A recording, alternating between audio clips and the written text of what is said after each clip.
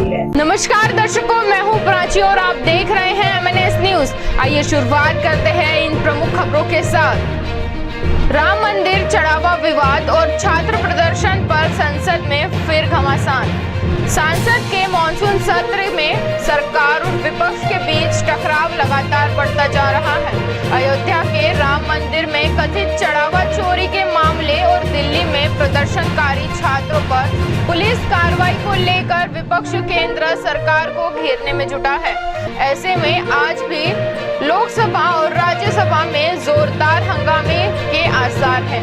विपक्षी दल इन दोनों मुद्दों पर संसद में विस्तृत चर्चा और केंद्रीय गृह मंत्री अमित शाह के बयान की मांग कर रहे हैं। इस बीच आम आदमी पार्टी के राज्यसभा सांसद संजय सिंह ने नियम 267 के तहत नोटिस देकर E20 पेट्रोल को अनिवार्य रूप से लागू किए जाने से जुड़े जनहित और उपभोक्ता अधिकारियों में मुद्दों पर चर्चा की मांग की है।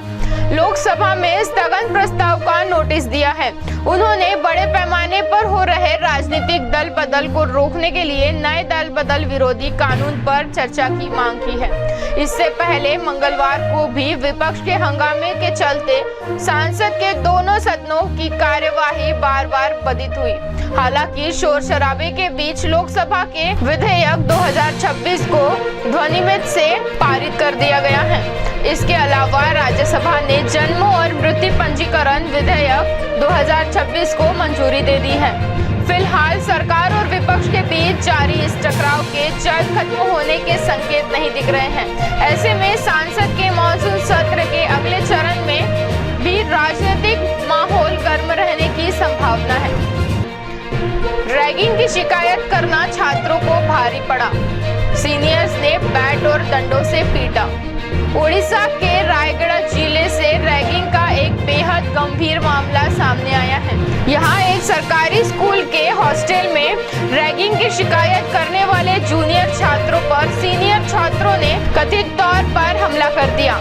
जानकारी के अनुसार SSD हाई स्कूल के हॉस्टल में कक्षा 9वीं के 20 से अधिक छात्रों को देर रात एक कमरे में बुलाया गया। आरोप है कि कक्षा 10वीं के कुछ छात्रों ने क्रिकेट बैट और डंडों से उनकी बेरहमी से पिटाई कर दी। इस घटना में कई छात्र घायल हो गए, जिन्हें इलाज के लिए अस्पताल में भर्ती कराया गया। बताया जा रहा है कि पीड़ित छात्रों ने कुछ दिन पहले हॉस्टल में हो रही रैगिंग और उत्पीड़न की शिकायत स्कूल प्रशासन में की थी। आरोप है कि इस शिकायत से नाराज होकर सीनियर छात्रों ने इस घटना को अंजाम दिया। घटना का वीडियो सोशल मीडिया पर तेजी से वायरल हो रहा है। वीडियो में कुछ छात्र जूनियर छात्रों के साथ मारपीट करते दिखाई दे रहे हैं। मामले के सामने आने के बाद जिला प्रशासन ने जांच शुरू कर दी है और स्कूल के इंचार्ज हेडमास्टर को कारण बताओ नोटिस जारी कर दिया गया है। स्कूल के इंचार्ज हेडमास्टर प्रताप सिंह सौता के मुताबिक स्कूल प्रशासन को घटना की जानकारी मंगलवार सुबह मिली। इसके बाद घायल छात्रों के परिजनों को सूचित किया गया और उन्हें इलाज के लिए अस्पताल भेजा गया। वहीं घायल छात्रों का आरोप है कि हॉस्टल में लंबे समय से रैगिंग और प्रताड़ना का सिलसिला जारी था, लेकिन कई बार शिकायत करने के बावजूद कोई ठोस कार्रवाई नहीं की गई। फिलहाल प्रशासन पूरे मामले की जांच कर रहा है और दोषियों के खिलाफ सख्त कार्रवाई का आश्वासन दिया गया है। 2 साल बाद पहली बार दुनिया के सामने आएंगी शेख हसीना, भारत से ही करेंगी संबोधन। बांग्लादेश की पूर्व प्रधानमंत्री शेख हसीना आज करीब 2 साल बाद पहली बार सार्वजनिक रूप से दुनिया के सामने आने वाली है।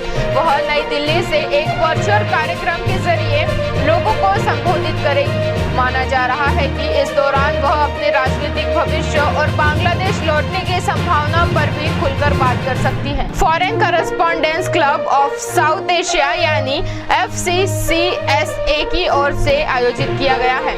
कार्यक्रम का आयोजन नई दिल्ली की सिरमाट टील ऑडिटोरियम में किया गया है।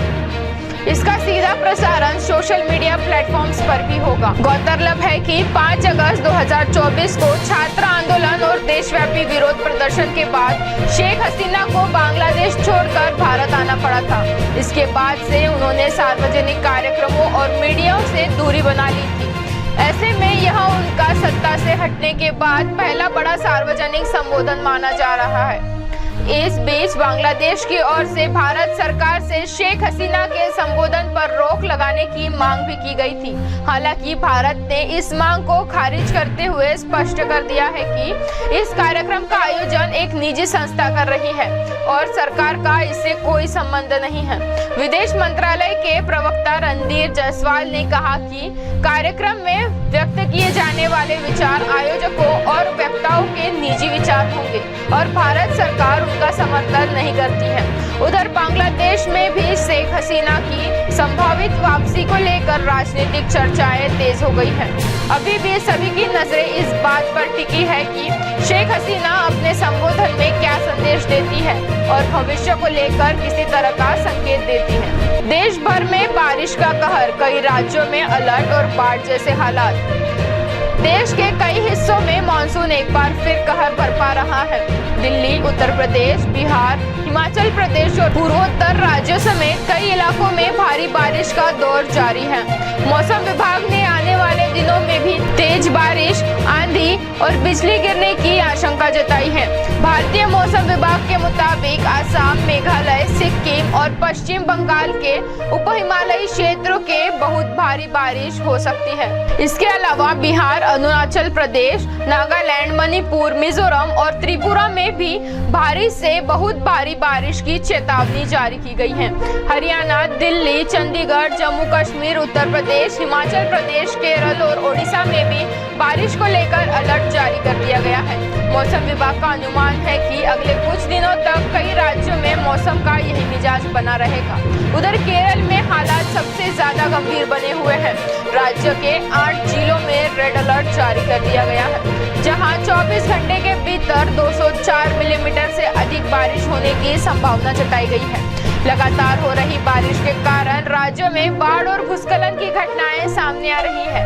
केरल में भारी बारिश से जुड़े घटनाओं में अब तक 25 लोगों की मौत हो चुकी है, जबकि कई लोग घायल बताए जा रहे हैं। बड़ी संख्या में घरों को नुकसान पहुंचा है और हजारों लोगों को राहत शिविरों में शरण लेनी पड़ी।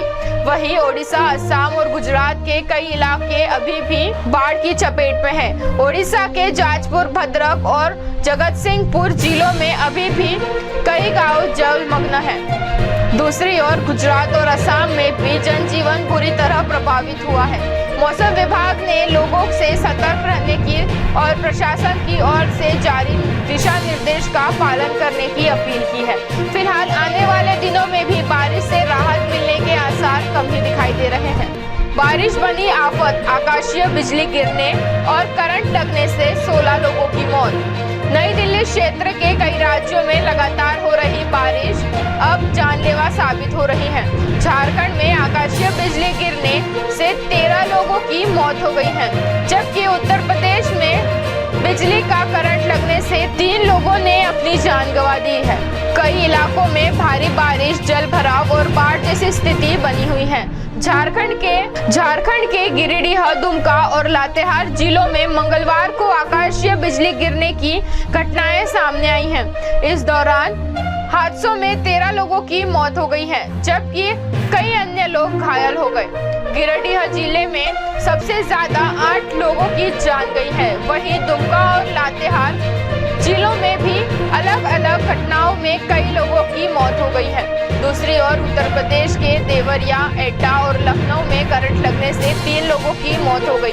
देवरिया में मोबाइल फोन चार्ज करते समय एक 8 साल की बच्ची की जान चली गई। एटा में एक बच्चा ट्रांसफार्मर की चपेट में आ गया, जबकि लखनऊ में एक मंदिर के पुजारी की करंट लगने से मौत हो गई।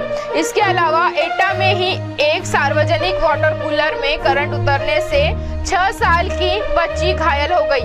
हालांकि स्थानीय लोगों की सतर्कता के कारण उसकी जान बच गई।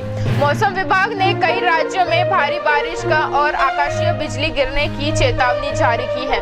प्रशासन ने लोगों से खराब मौसम के दौरान घरों के भीतर रहने और बिजली के उपकरण का सावधानी से इस्तेमाल करने की अपील की है। लगातार हो रही बारिश के कारण कई राज्यों में जनजीवन प्रभावित हुआ है। नदियां उफान पर है, सड़कों पर जल भराव की स्थिति बनी हुई है। और कुछ इलाके में बाढ़ जैसे हालात पैदा हो रहे हैं। ऐसे में प्रशासन पूरी तरह सतर्क नजर आ रहा है। तो ये थी अब तक की बड़ी खबरें। ऐसे ही खबरों के लिए बने रहिए MNS न्यूज के साथ। आप देख रहे हैं